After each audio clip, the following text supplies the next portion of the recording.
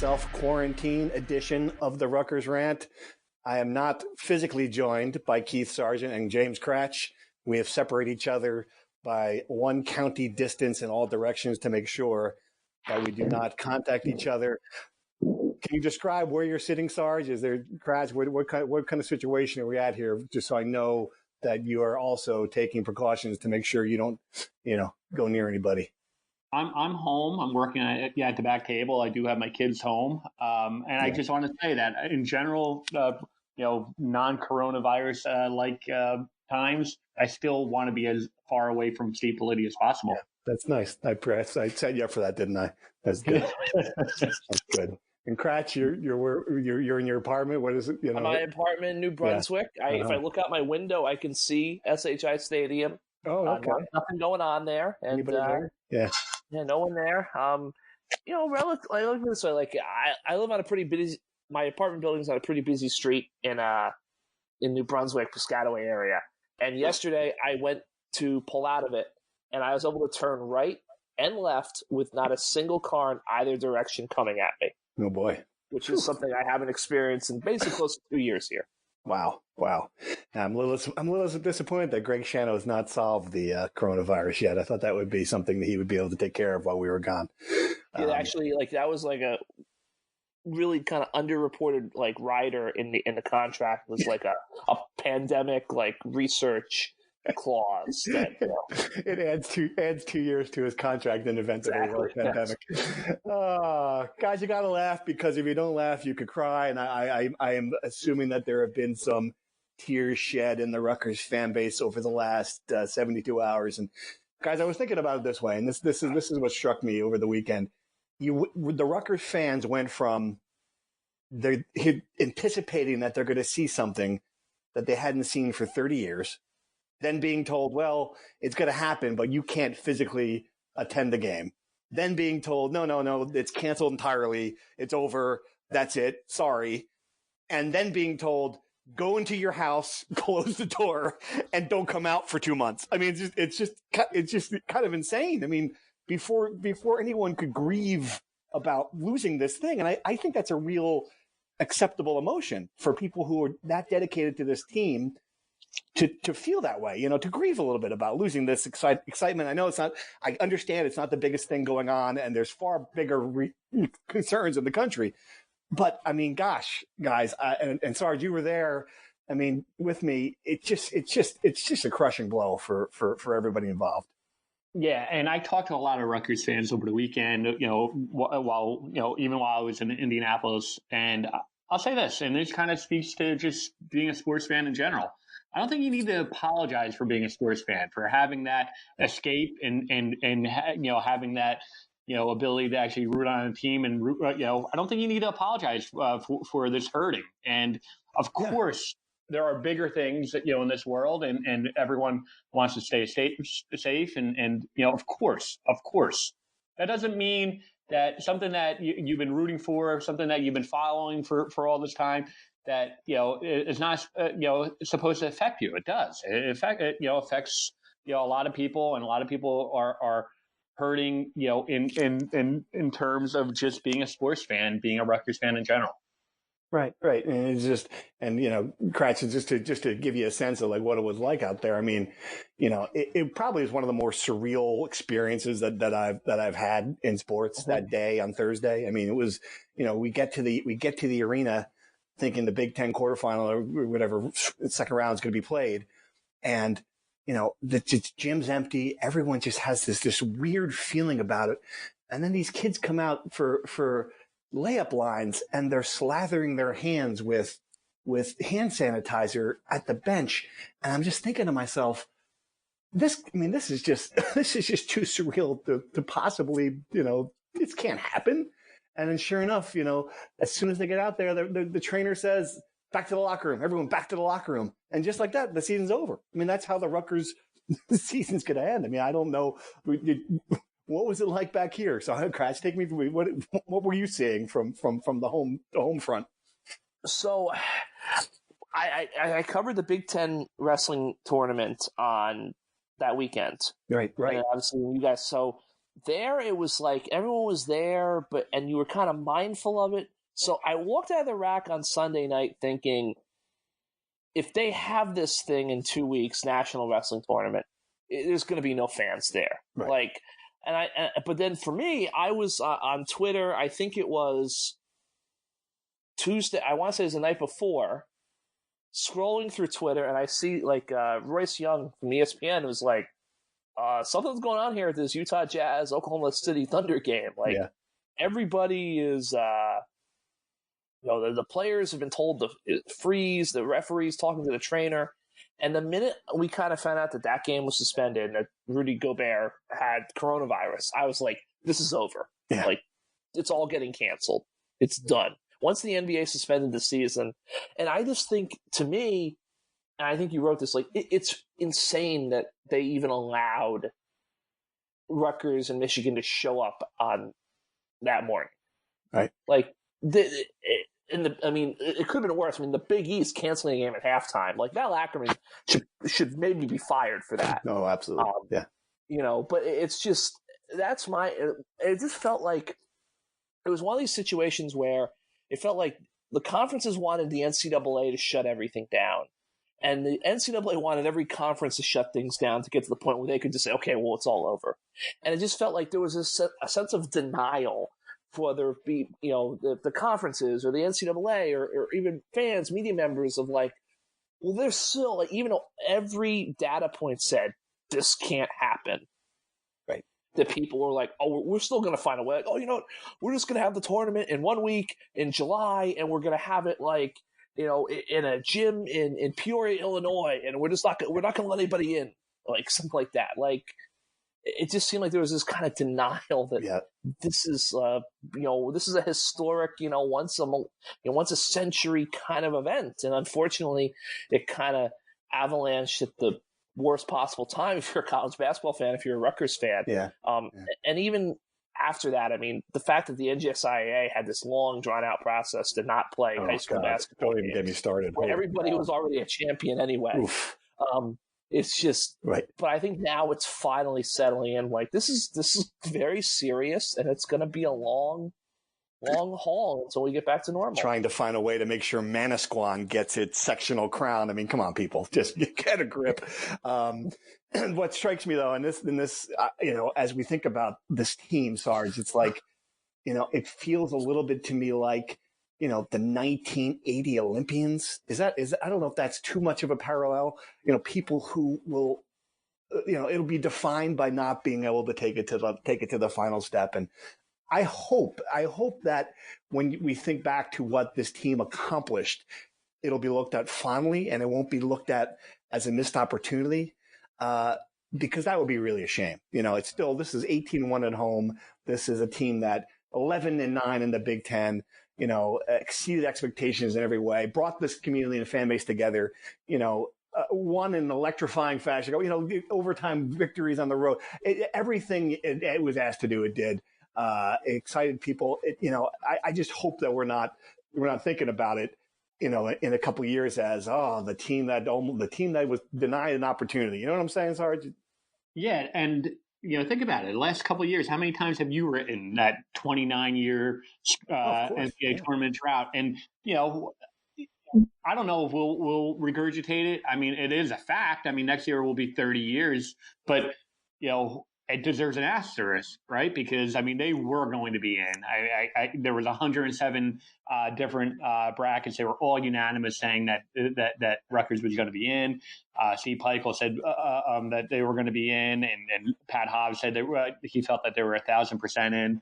They were going to be in. So but still, you're contrasting it with that fact, that 30-year drought, and and from that standpoint, it stinks. This team, by all accounts, should be getting ready right now. It's Monday as we tape this. We should be talking about Rutgers facing Arizona State or Colorado or whoever they're going to put them against, and talking about if they win this game, could they beat Duke or whoever their round of 32 opponent would have been. I mean, that's exactly what Rutgers fans should be. That's what they were waiting for all year long, for this moment. from that standpoint, again, it just stinks. The hardest part, Cratch, is that I think a lot of people believe that this team is going to be, all right, this is the first step, the stepping stone back.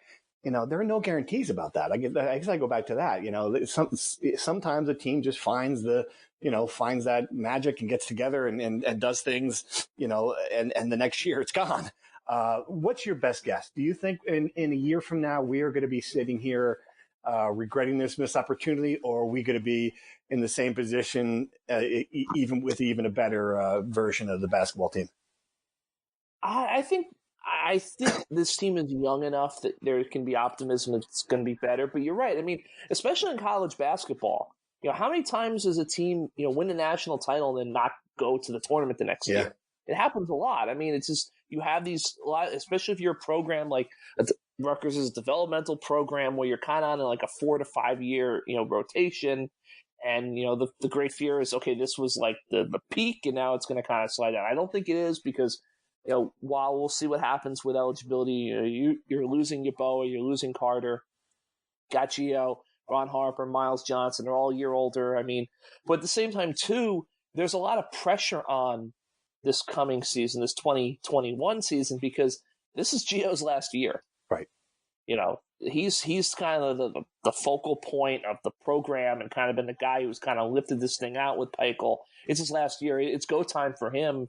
And he also, Miles Johnson's going to be a junior. Ron Harper's going to be a junior. You don't know what their futures could hold after that coming season. So I think there's plenty of reason to expect this team to be better next year and to be a tournament team again. But if you miss this crack at the plate, you don't know what's going to happen after that. Yeboah is not a small loss by any means. Shaq Carter's not a small loss. They don't have a guy who can replace him currently on the roster.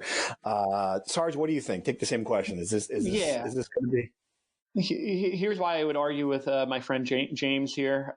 Every single year that Steve Peichel, has been running this program, they've taken gradual steps up. And think about it. What he inherited with Eddie Jordan. Year one they won 15 games. 3 wins in the conference. The second year, they ended up going to the Big East quarterfinals. Had some moments late. Last year they won 7 conference games, and then this year, they have a winning record in conference, 11-9 and 20 wins overall, and obviously would have been in the NCAA tournament. So every one of these years they've actually gone up, which is kind of rare. He hasn't had that step back. You're right. From just, in general that happens, but considering he has so much back, I think he had 7 of his top 8 scorers back, has a pretty good recruiting class coming in. I don't see any reason why. I mean, just based on evidence of how Steve Peichel has run this program so far and based on the talent coming back, I don't, now injuries could always happen, I guess, but I don't see really any evidence that they're going to take a step back. All right, let's dive into true and false. I have a few in here. You know the drill, how this works, Andrew, and we'll discuss them at the end. All right, true and false. Rutgers should hang a banner for this team. Cratch, true or false? False. Sarge? False. You're going to do it for women's basketball too. It's just probably not realistic. They didn't make the tournament. It's just I can't do it. All right. I mean, it's not like this team won a conference regular season title, or it's just stuff. All right. True or false? All non-seniors will return to this team next year. True or false? Cratch? I'll say false. Okay. I assume there'll be some transfers down the bench. Yeah, there's always transfers. Yeah. All right. True or false? Rutgers will add Cliff Omarui in recruiting. Cratch? False. Sarge? I'll say true. Okay. Well, okay, go. All right. True or false? C. Vivian Stringer will be back on the bench for Rutgers women's basketball next year. Cratch, true or false? True. Sarge? True. All right. True or false? All basketball players should get a waiver for next season. Cratch, true or false? False. Sarge? Ooh. I say true. Why not? I mean, this is unprecedented. Why not? Right. It is a big deal. True or false? This is going to have a bigger impact on football than we know now. Cratch, true or false? I will say true. Sarge? True. And finally, before this is over, true or false? I'm going to kill both my children. I'm kidding. Come on, that's a little joke. That's not nice at all. I will say it is funny. The joke about having everyone in the house for a great family time is one of those things that's there's amount of time that you want to have around your family, and then there's some time what you all should be alone in separate rooms. So I don't know how you're doing with it, Sarge. Well, did we get a chance to say true or false? And mine was going to be an emphatic true on that one. Based on the text messages from this week or so. But no one wants to say it. But yeah, I mean, by like Sunday morning by 10 a.m., I was right there with you. Well, then Cuomo, I saw this one press conference. We'll get back to that. We'll address all this in a minute. But it was one press conference where Cuomo was like, "Hey, this is going to last into the fall," and that was the moment when I really, I say, "Honey, I'm going out for a beach ball." What do you need for a beach ball? I'll be back. That's a good segue to talking about football too, because already we're talking about spring football, right? More than likely canceled. I know there's an announcement. I think till April 4th, all activities are ceased. And who's kidding? Who? There will not be students back on campus the rest of this spring semester. I would imagine spring football is going to be wiped out. And then, we're talking July, is when training camps, late July, early August is when they would want to be back. Forget about recruiting.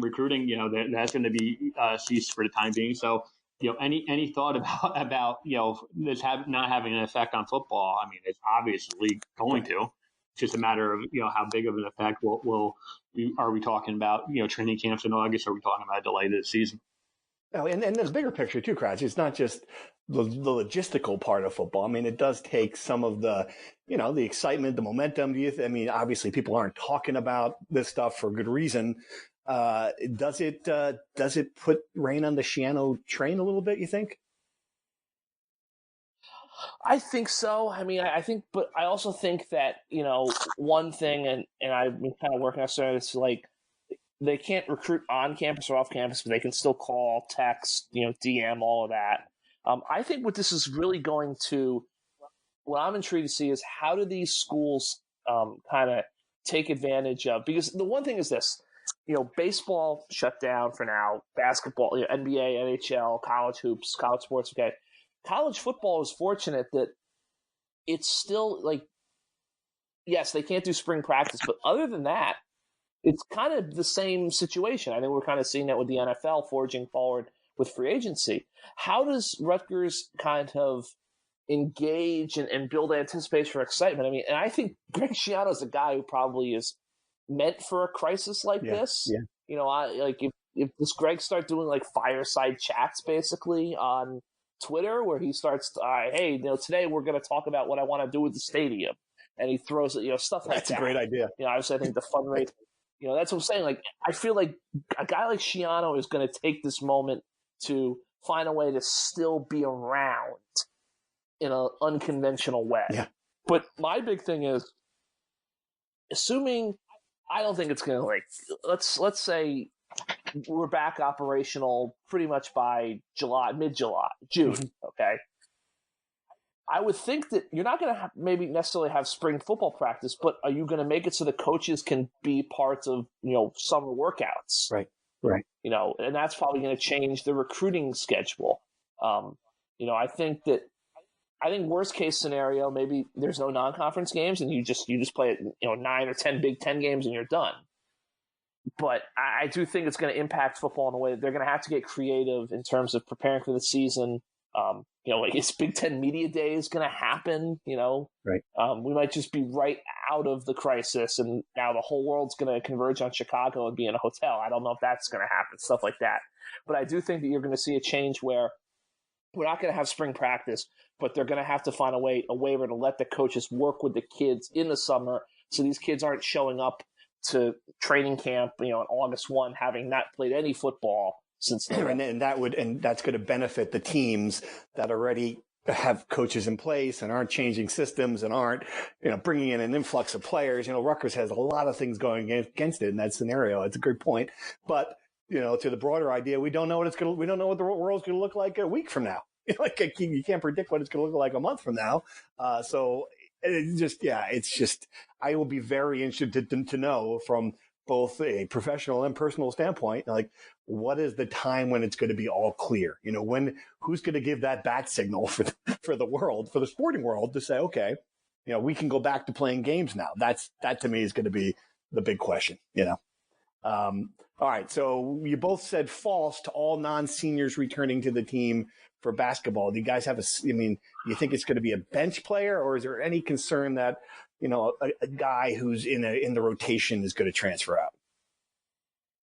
Yeah, I would say that the guys who really weren't playing. Peter Kiss didn't play, and Decor, backup center, who and again, I hate speculating about kids transferring, but it happens. Transfers happen, and generally, when stuff like that does happen, it's guys who weren't playing or were at the end of the bench. Right, Crash. It does seem like the guy. This is not going to be a situation like when they lost, Gene last winter. These guys really do seem like they are dedicated to this program. The guys like Gio, the guys like Harper, as far as you can tell. Yeah, no, I don't think it's that. And plus, this might become a destination. That's true. This might now become a place where some guy says, "Hey, I'm the guy who can put this over the top." That is a great point. I think the biggest thing I've said is that, I really think they've got to find a, cold-blooded 3-point assassin on the trend. I know it's easier said than done to talk about it on a podcast, but the 3-pointer is the great equalizer in college basketball. And I think if Rutgers had a guy who they, you're not going to get JJ Redick, but if you had a guy who's going to take those shots, and make them and be consistent, I think that could really kind of transform this team. Absolutely. And so you guys disagreed on whether or not they're going to get the big man from Roselle Catholic. Sarge, what gives you the feeling that they are? It's just a gut thing?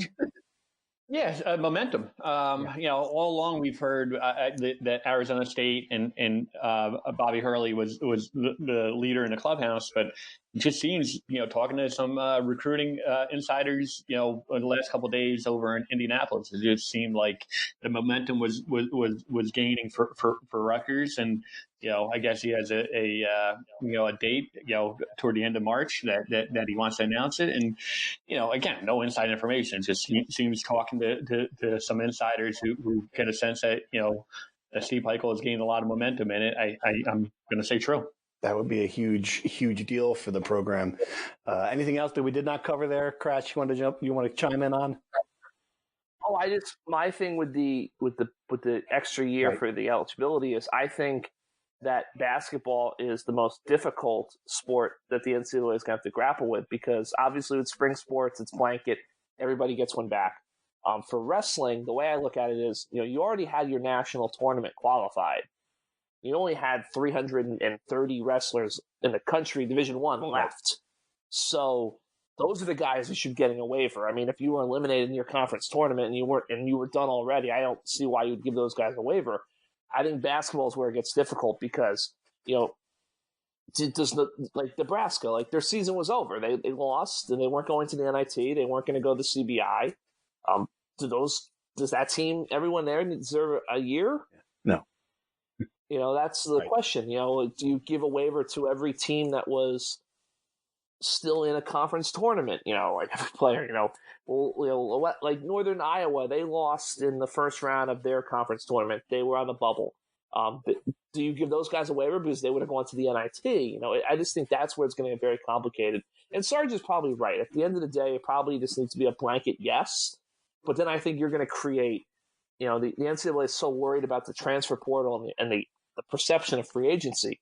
You want to talk about free agency? I had a coach mention this to me. Ivy League kids. If you're a senior in Ivy League school like Yale that was going to the tournament and you get a year back, you can't go back to Yale as currently, because the Ivy League rules don't allow graduate students to compete in varsity sports. Huh. 3 of the top 5 lacrosse programs in the country when the season ended were Ivy League schools. Imagine all those guys being in the portal. I'm sure. I'm sure the Rutgers coaches would love to imagine that. Yeah. That's what I'm saying. Exactly. So I just think you might have that issue too. That if everybody gets a year, then you might have a massive overload in the portal, and it might become a complete free for all. Here's what I'll argue again: in the unprecedented, uncharted waters. You make a lot of great points, but this is, all these, women's basketball players have spent the entire year building up to this moment, and then they for them not to get it back. I mean, again, from the spirit of it, I get it. I totally understand that there's going to be, and you're cut off at the 13 scholarship limit. Some coaches will. I mean, you're going to need to do something about that. You're going to have to, increase your scholarship limit. I guess probably across the board. So that's probably another big hurdle that you're going to need to clear. I get it. I completely get it. But to me, it's uncharted waters, unprecedented, and from the spirit of it, these student athletes were robbed of kind of what they built the entire year for. Right, which is crazy. All right, so we've got some questions from you guys in the Rutgers Insider, NJ.com/text. Really appreciate you guys sticking with us here. Our subscription base holding in there strong throughout all this. It's been great communicating with you there. All right, this is from David Melman, a frequent commenter, a good guy. He wants to know, and again, all these questions are prefaced with, I get it, there are more important things. So let's just assume we all know there are more important things. He wants to know, does the pandemic mitigation efforts mean that Shiana's recruiting efforts are going to take a step back, say a year, and where you have to give him an extra grace period because of this? Penn State, for example, doesn't need to build its brand with high school kids and coaches, but Rutgers does. That's tough when you can't get near them. Thoughts, Cratch? I mean, we talked about it a little bit, but this goes more to just the fact that, all right, he can't be. I mean, these guys hit the ground running. They were everywhere. They were, now they're taking off the road essentially. No, he's right, and I think I think one of the big things that I think Todrick had mentioned this was spring practice is great to obviously get the football team ready, but you get to bring all the recruits to spring practice and see everybody and see everything up close personally. You don't have that now.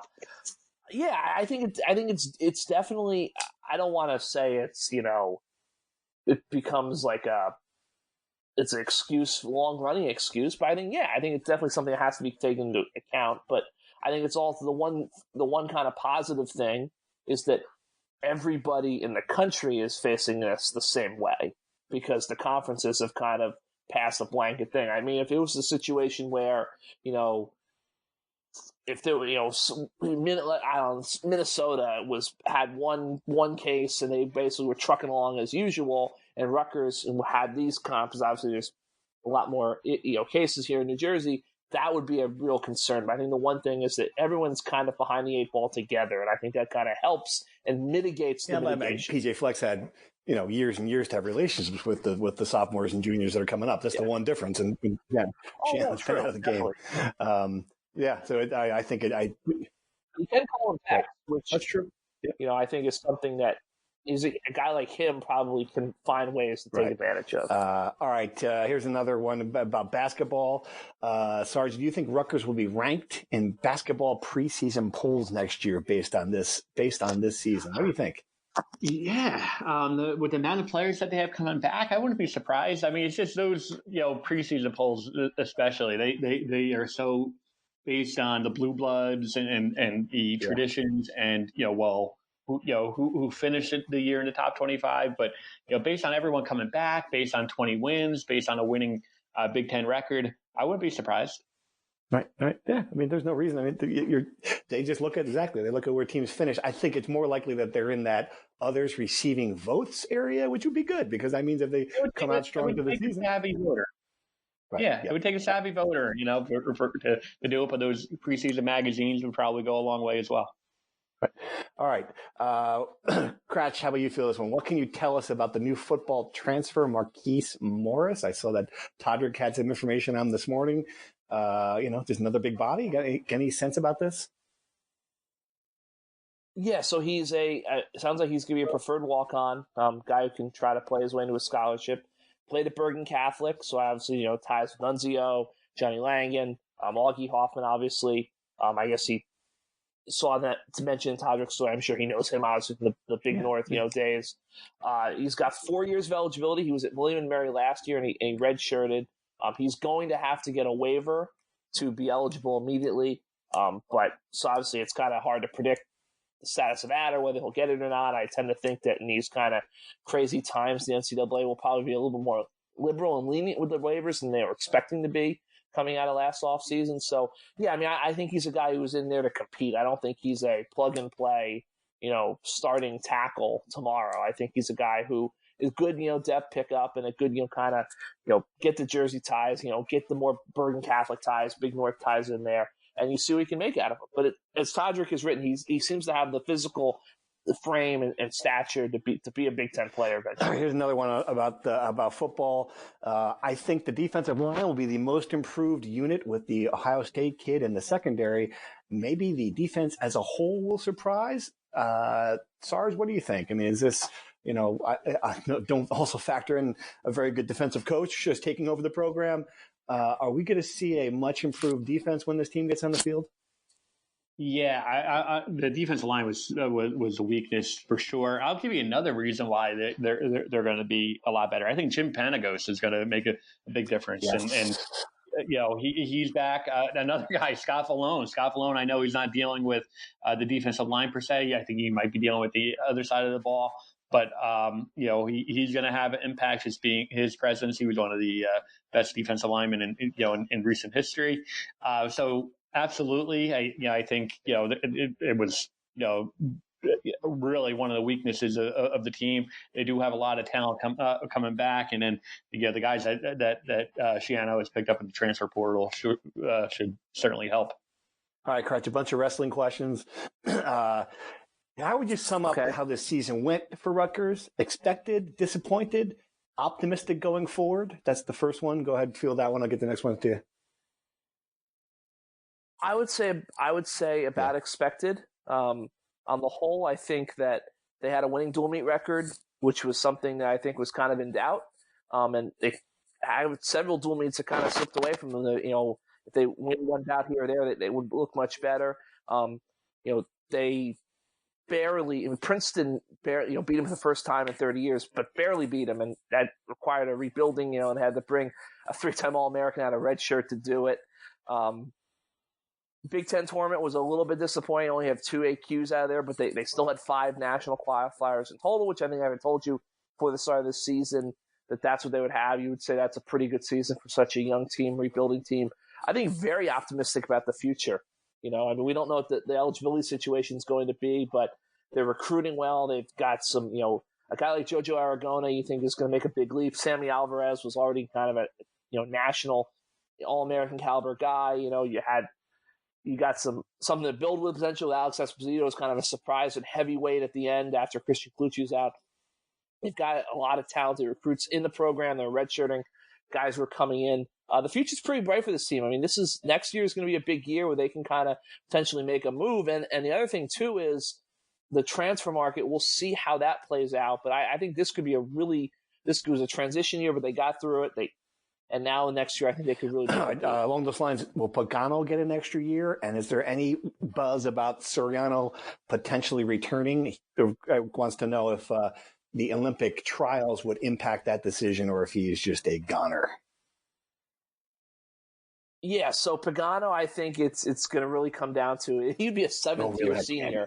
I think it's what's the NCAA's decision on eligibility. Jordan Pagano was a guy who was going to have a chance to potentially be an All-American at Nationals. Obviously, the coronavirus took that away.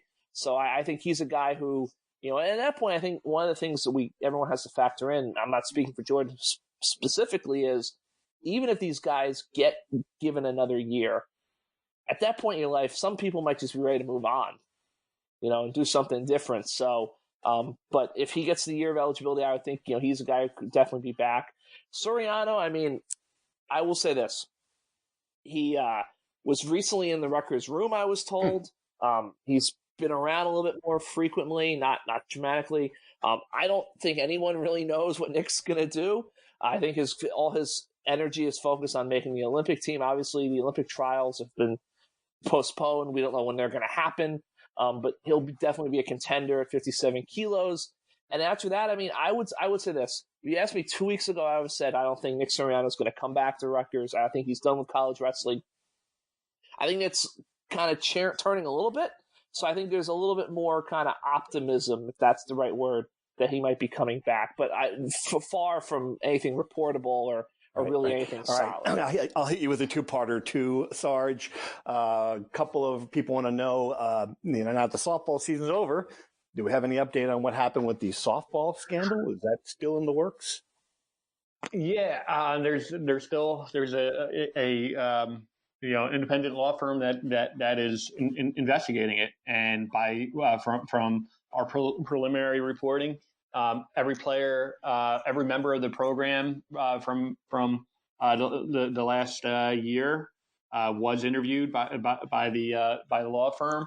My understanding is they still need to talk to more officials, and we're now talking late March. My understanding was it wasn't going to be done until the middle to late spring, so that would be probably late April, early May range. Not so sure. I have not checked in with anyone since the coronavirus pandemic hit. So this was based on reporting from about 2 weeks ago. Right. There will at some point be a report again. My understanding is they've talked to every member of the program, including the 10 or so players who Matt Stanmeyer and I talked to for the report. So I guess we'll see what the report ultimately says. And this is kind of along those lines. A texter wants to know how Pat Hobbs is doing. Have things changed in your mind about the narrative behind him? Obviously, he was not a popular guy when the channel thing fell apart. Have the donors forgiven him? Did the basketball situation help that? What's your sense as far as the leadership in the program? I think he's done a really good job recently. I mean, I thought the statement the other day, I thought that was, was positive. He gave me a great anecdote, and I just couldn't really find a way to report it because everything was crazy over in Indianapolis. So it kind of, speaks to the bigger picture in a lot of ways. But on Thursday morning, if you remember, this was at a time when you still felt that they were going to play that game. Yet fans were not going to be allowed in the building. The cheerleaders and the band were, they were on the trip. That's not unusual. Every school, normally they don't travel for Big Ten road games. They do for the tournament. They greeted the team outside the hotel. They kind of like just a really good moment that Pat Hobbs said that really brought him, kind of stunned him, and then really. Meanwhile, they weren't allowed in the building. So you talk about, and these were seniors, as Pat Hobbs said, these were seniors who were putting on their cheerleading outfits, or they were for the last time. So, and they weren't going to be allowed to enjoy the spirit of the games either. So I think he's done a really good job recently. So going forward, I would expect that his biggest mission now is going to be fundraising, right? And we don't know what the world's going to look like. I mean, we talk about a lot of big picture things. I couldn't imagine him making a phone call at this point asking for money. The school just announced a big plan, details on what they're going to do. They're hiring basically a firm to draw up plans for improvements over inside the stadium and a football only facility. And by all accounts, it's going to cost $150 million what they want to do. I can't imagine they're going to be able to raise any money, for the time being. So, it's going to be a tough time for any fundraiser. I will also add this, Sarge, about you saw it a bit over this week with Pat Hobbs. He, you forget anything about leadership decisions. He really does care for the athletes. I don't think that's under stretch. He likes being around them. He is a cheerleader for them in every way. And I think he also was one of the people on the ground who knew that the priority had to be keeping them safe. I had a couple of conversations with him about that, and I think that goes a long way when you see that in action. All right, and finally, this is a good one for us guys. Someone wants to know any Netflix recommendations. I tell you, what have you been watching, Cratch? I mean, you're the kind of guy I expect that the TV is on ESPN most of the time. You know, what you got something else you've been watching these days? Yeah, I mean, actually, I don't. It's weird. I don't have the TV on most days. Sports talk radio. What are they talking about? I can only imagine. Jeez. Big. I'll give you one. But I was gonna say this. I have one. I have one. Spencer Confidential on Netflix. Mark Wahlberg, Liza Schlesinger, who was, I think, Liza Schlesinger. Big prediction. She is going to have the comedian to movie career that everyone thought Amy Schumer was going to have. It's a quick, kind of fun, action, everything you want, kind of quick and easy, breezy, 2 hours, kind of escape a little bit. Sarge? Curb Your Enthusiasm. It's not on Netflix, but this season's been incredible. Has it been? Do you watch it? No, I have not gotten into it. Yeah, I've got to. It's a big absence. Yeah. That kind of surprised me, but I mean, Curb Your Enthusiasm has been phenomenal this season. Highly recommend it. Right. I got one for you too. This is a it's a much more serious, dark show. But if you haven't watched The Handmaid's Tale on Hulu yet, I mean, it's just a fantastic show about like the entire structure of society crumbling, which is timely, So that's right. I will say this: we're talking about sports and like the absence of sports, but I mean, just the late night shows. I mean, it's just absolutely an incredible amount of entertainment that has gone by the wayside. That I don't know how we're going to be able to fill the void. I mean, I guess getting back to spending time with our families and reading a good book and maybe pulling our hair out. That and alcohol, I think, would be the two ways that we're going to get through this. I was just saying, how does that change from your normal day-to-day life? Oh, man. Set you up again. Set you up at the beginning, Sarge, and I set you up at the end. That's a sign of a good podcast. All right, guys. That's all I got. Anything else you guys want to talk about before we sign off? No, I'm good. Cratch? Just stay safe. No, I'm good. Yeah. Just stay safe, everyone. Stay safe. Keep your distance 6 feet. Don't go outside. And we'll try to have another podcast soon. But, of course, we have to figure out something to talk about. So until then, thanks for listening. Be well.